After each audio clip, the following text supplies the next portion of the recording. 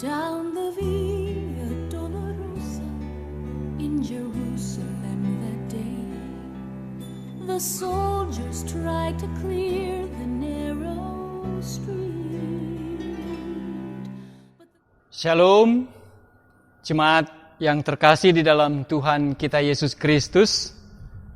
Kembali kita berjumpa hari ini dalam ibadah Jumat Agung. Kita akan merayakan, memperingati juga hari di mana Tuhan Yesus disalibkan.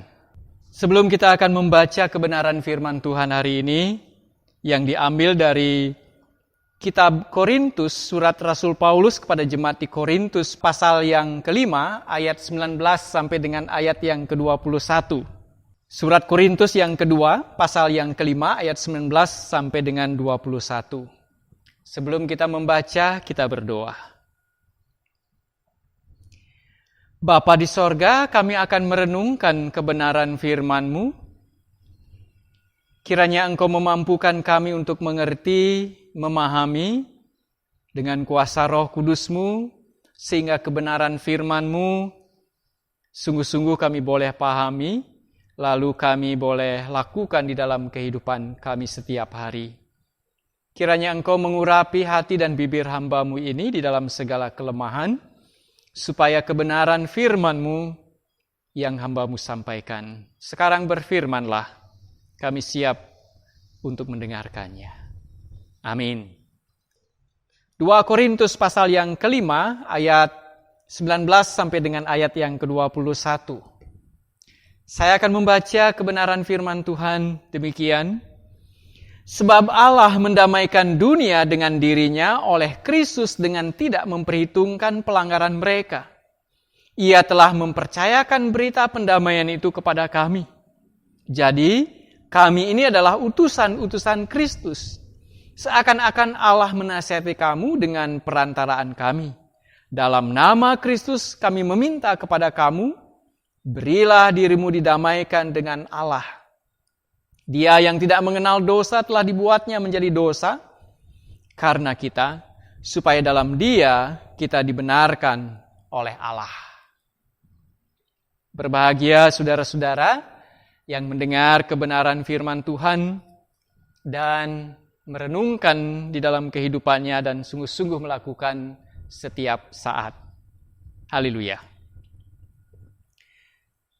Shalom saudara-saudara. Apakah saudara-saudara ada di dalam keadaan sehat? Setelah hampir 2 minggu atau 3 minggu menjalani isolasi diri. Kita sudah mengurangi banyak bepergian, banyak kontak dengan orang lain.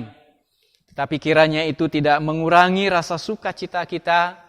Terlebih hari ini kita merayakan Jumat Agung di rumah kita masing-masing. Jemaat, kalau kita membuka kalender Masehi tentu saja, pada hari ini kita akan menemukan bahwa tanggal itu diberi warna merah yang menunjukkan ada sesuatu, ada peringatan, ada perayaan, ada hari besar yang terjadi. Biasanya disebut sebagai peringatan wafatnya Isa Al-Masih. Juga ada orang lain mengatakan itu adalah hari wafatnya Yesus Kristus. Yang mana saja dipakai, dua-duanya benar. Dan juga orang-orang Kristen sering menyebutnya sebagai Jumat Agung. Pertanyaannya adalah, kenapa atau mengapa disebut sebagai hari Jumat Agung? Ada Jumat-Jumat yang lain, saudara. Tetapi hari ini khusus disebut sebagai hari Jumat yang Agung. Barangkali demikian. Apa yang sesungguhnya terjadi sehingga hari ini disebut sebagai hari Jumat yang Agung? Peristiwa apa yang diperingati atau dirayakan sehingga perlu dikatakan sebagai peristiwa yang besar, peristiwa yang agung? Di awal saya ingin mengatakan peristiwa Jumat Agung, karena dikatakan agung, disebut sebagai Jumat yang agung, karena Jumat ini dan apa yang ada di dalamnya, apa yang terjadi, peristiwanya, itu mengubah dunia. Mengubah jalan hidup manusia, mengubah jalan hidup dunia ini. Dunia yang oleh karena dosa menuju kepada kematian, diubah menjadi menuju kepada kehidupan. Kematian kekal diubah menjadi kehidupan kekal. Lalu segera kita juga bertanya kembali, apa yang sesungguhnya terjadi kalau begitu pada hari Jumat Agung, sehingga kita semua merayakannya hari ini? Jemaat yang dikasihi oleh Tuhan Yesus Kristus, pada hari Jumat Agung kita dapat mengatakan bahwa Allah yang Maha Tinggi telah mengosongkan dirinya. Allah yang Maha Tinggi mau menderita, mau mati di atas kayu salib. Atau dengan kata lain kita mau mengatakan ada seorang, karena Allah di dalam diri Tuhan Yesus adalah manusia, mau mengorbankan dirinya, mau mati di salib. Sekalipun dia tidak melakukan kesalahan apapun. Saudara-saudara jemaat yang dikasihi oleh Tuhan Yesus Kristus, kalau dilihat dari kacamata dunia, pengorbanan Tuhan Yesus dilihat sebagai sebuah kebodohan. Tidak masuk akal. Tidak ada orang yang mau melakukan, selain tentu saja Tuhan Yesus. Itu sesuatu yang tidak mungkin dilakukan oleh manusia. Mengapa? Mengapa disebut sebagai sebuah kebodohan? Mengapa disebut sebagai sebuah hal yang tidak mungkin? Karena manusia pada dasarnya egois, karena manusia pada dasarnya mementingkan diri sendiri, sehingga tidak mau berkorban bagi orang lain. Tetapi sekarang Alkitab mengatakan ada orang yang mau berkorban bagi orang lain. Ada orang yang mau, sekalipun dia tidak berdosa, mau menanggung dosa orang lain. Nah, dunia melihat hal ini sebagai sebuah kebodohan.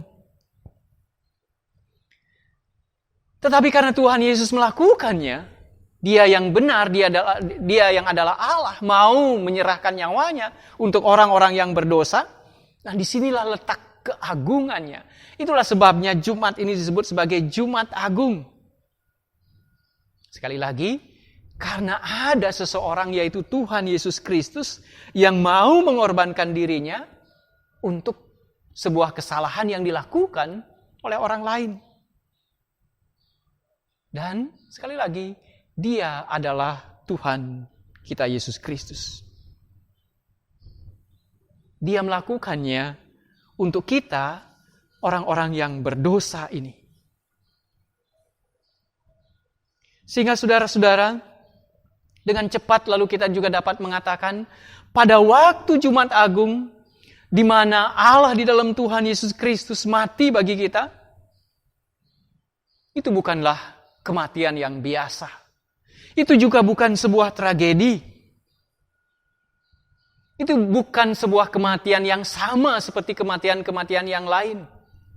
Tetapi kematian ini sungguh-sungguh menjadi agung karena dia memberikan dampak bagi dunia. Kematian yang sekali lagi justru mengubah jalan hidup dunia ini. Dari yang menuju kepada kematian kekal, berbalik menuju kepada kehidupan yang kekal. Jadi dalam Jumat Agung, hubungan kehidupan manusia, hubungan manusia dengan manusia, hubungan manusia dengan Allah dipulihkan kembali. Allah menyatukan kembali. Allah mempertemukan kembali di dalam penderitaannya itu, di dalam Jumat Agung itu. Manusia dengan manusia, manusia dengan alam, manusia juga dengan Allahnya. Luar biasa bukan? Jadi sekali lagi itulah sebabnya disebut sebagai Jumat Agung. Jumat yang sungguh-sungguh mengubah hidup kita. Di dalam Jumat Agung juga di situ dikatakan bahwa ada seseorang yang mau berkorban bagi orang-orang yang berdosa tanpa memperhitungkan, tanpa meminta orang-orang yang berdosa itu untuk baik. Karena biasanya manusia, kalau dia tidak mau baik, saya tidak akan mau melakukan sesuatu untuk dia. Justru Allah melakukannya ketika kita masih berdosa. Tapi pertanyaannya kemudian adalah, seberapa besar sih dosa manusia yang diampuni di Jumat Agung, di dalam penyaliban Tuhan Yesus? Seandainya manusia dapat mengukur betapa luas dan betapa lebar, betapa banyaknya dosa manusia, maka tentu manusia juga dapat melakukan sesuatu untuk menebus dosanya.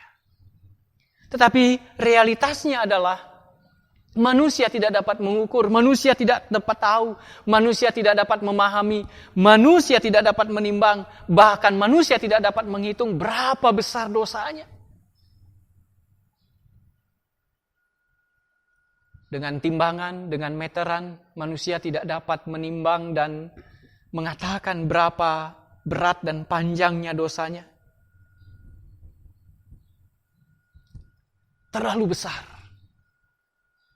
Sehingga tidak ada sesuatu pun di dalam diri manusia yang dapat dia lakukan untuk menebusnya.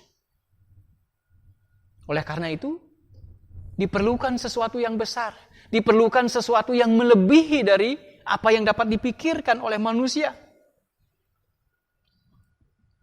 Ada satu lagu yang mengatakan kira-kira begini. Sekalipun engkau memberikan seluruh isi dunia, itu tidak cukup untuk menebus dosamu.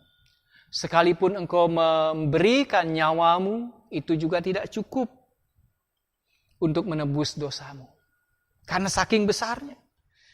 Jadi diperlukan sesuatu yang besar. Apa sesuatu yang besar itu? Apa sesuatu itu yang melebihi dari besarnya dosa manusia? Jawabannya hanya satu. Kasih Allah.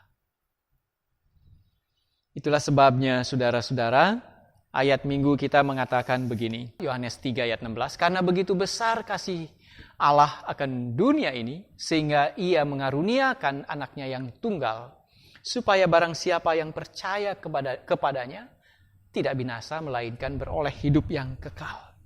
Apa yang besar itu? Maka yang agung dan besar itu adalah kasih Allah. Kasih Allah yang agung itulah yang dapat membebaskan manusia tanpa bertanya.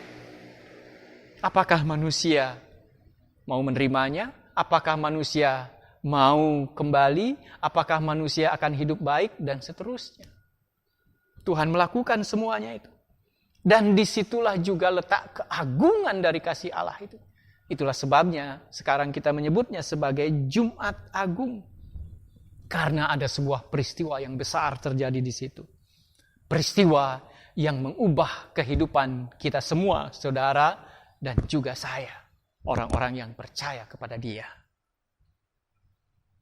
Mari kita nikmati, mari kita rayakan, mari kita kenang kembali apa yang Tuhan Yesus telah lakukan di atas kayu salib pada Jumat Agung. Kasih yang terbesar, kasih yang agung itu kita telah terima dari Dia. Mari kita hidup di dalamnya, mari kita penuh kasih dan senantiasa bersuka cita oleh karena Dia. Tuhan Yesus memberkati saudara, selamat merayakan Jumat Agung, dan menjelang kita akan merayakan Paskah pada minggu yang akan datang. Tuhan memberkati saudara. Amin. Down the Via Dolorosa, all the way